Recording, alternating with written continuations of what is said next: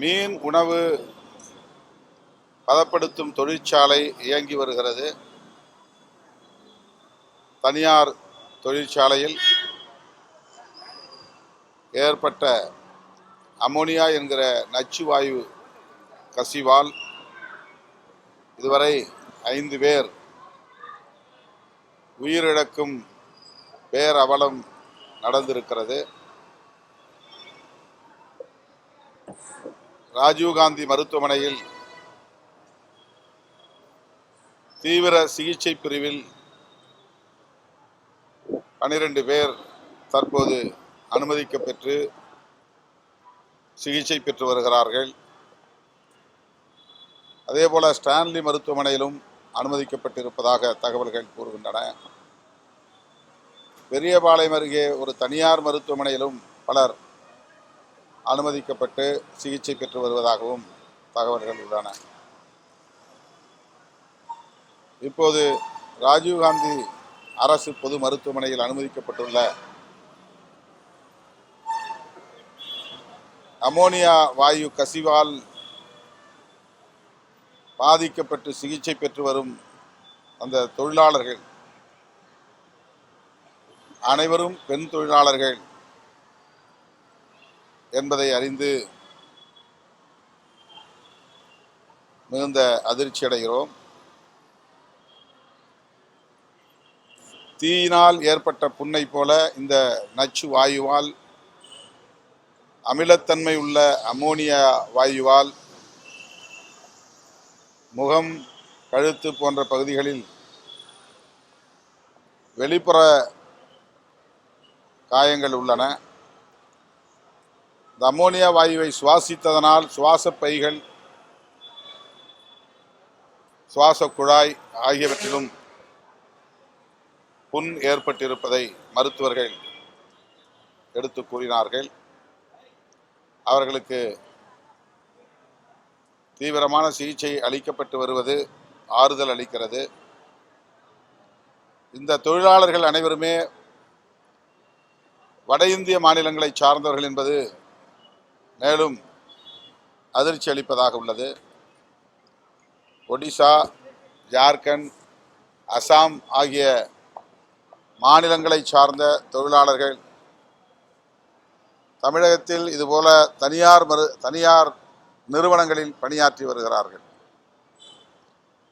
இந்த தொழிற்சாலையில் பணியாற்றும் தொழிற்சாலையிலேயே மொத்தமாக கூட்டமாக தங்குவதற்கான ஏற்பாட்டை செய்திருக்கிறார்கள். தொழிற்சாலை அருகில் தங்குவதற்கு ஏற்பாடு செய்திருக்க வேண்டும். தொழிற்சாலையிலேயே தங்க வைப்பது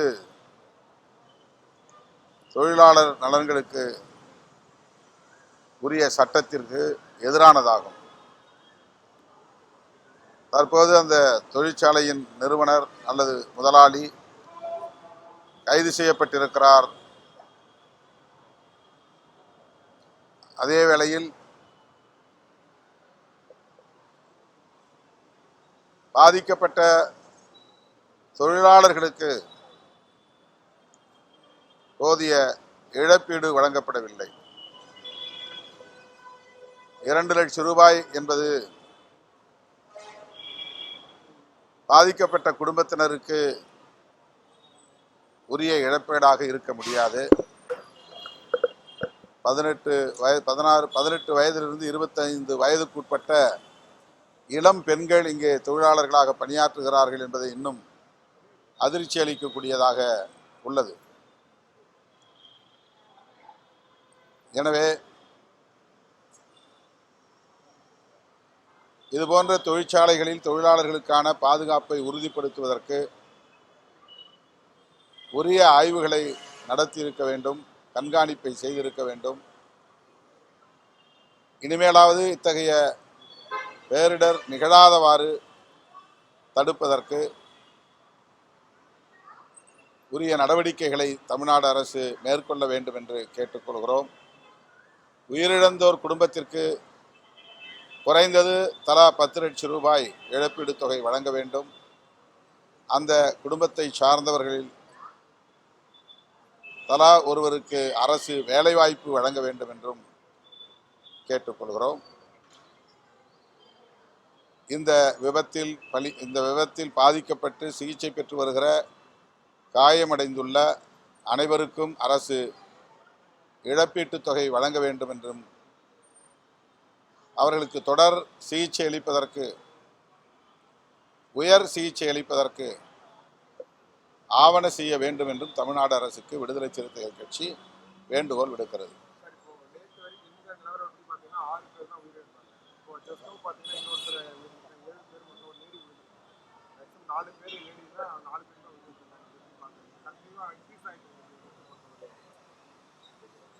இன்னும் கூட 2 பேர் மிகவும் கவலைக்குரிய வகையில் இருக்கிறார்கள் என்ற தகவலும் கிடைத்தது. பல பேர் வெண்டிலேட்டரில் இருந்து மீண்டு வந்திருக்கிறார்கள். செயற்கை சுவாசத்திலிருந்து மீண்டு தன்னியல்பாக சுவாசிக்கிற அளவுக்கு நலம் பெற்று வருகிறார்கள், மீண்டு வருகிறார்கள் என்பதை மருத்துவர்கள் உறுதிப்படுத்தினார்கள். இந்த சாவு எண்ணிக்கை மேலும் உயரக்கூடாது. அதற்கேற்ப மருத்துவர்கள் உயர் சிகிச்சை அளித்து வருகிறார்கள் என்றாலும் இன்னும் கூடுதல் கவனம் செலுத்தி தேவைப்பட்டால் அவர்களுக்கு போதிய வசதி உள்ள மருத்துவமனைகளில் அனுமதித்து அவர்களை காப்பாற்றுவதற்குரிய நடவடிக்கைகளை மேற்கொள்ள வேண்டும் என்று கேட்டுக்கொள்கிறேன்.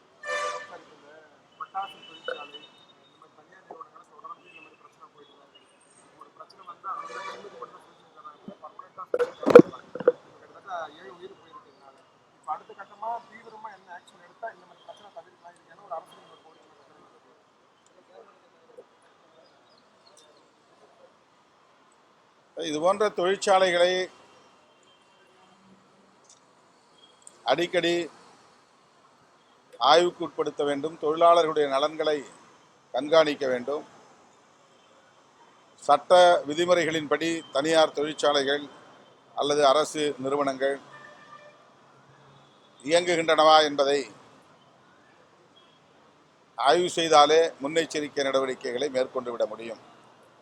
இந்த தொழிற்சாலைக்கு மேலே கீழே மீன் உணவு தயாரிக்கிற பதப்படுத்துகிற பணிகள் நடைபெறுகின்றன. மேலே டார்மிட்டரி என்கிற பெயரில் பல பேர் தங்குகிற ஒரு அறை ஏற்பாடு செய்து அந்த அறையிலே தங்க வைத்திருக்கிறார்கள். தொழிற்சாலையிலேயே தங்க வைப்பது குற்றம். அதுவே சட்டத்தின் விதிமுறைகளின் கீழ் வராது, சட்டத்தை மீறிய செயலாகும். அடிக்கடி இத்தகைய தொழிற்சாலைகளை பார்வையிட்டிருந்தால், ஆய்வு செய்திருந்தால் இதை தடுத்திருக்க முடியும். ஆக உரிய ஆய்வுகளோ கண்காணிப்போ நடைபெறவில்லை என்பதைத்தான் இது உறுதிப்படுத்துகிறது. எனவே எப்போதும் விபத்துக்கு பின்னர் நட்டையீடு வழங்க வேண்டும் என்று சிந்திப்பதை விட முன்னெச்சரிக்கையாக தடுப்பு நடவடிக்கைகளில் ஈடுபட வேண்டும் என்பதில் அரசு கூடுதல் கவனம் செலுத்த வேண்டும் என்று கேட்டுக்கொள்கிறேன்.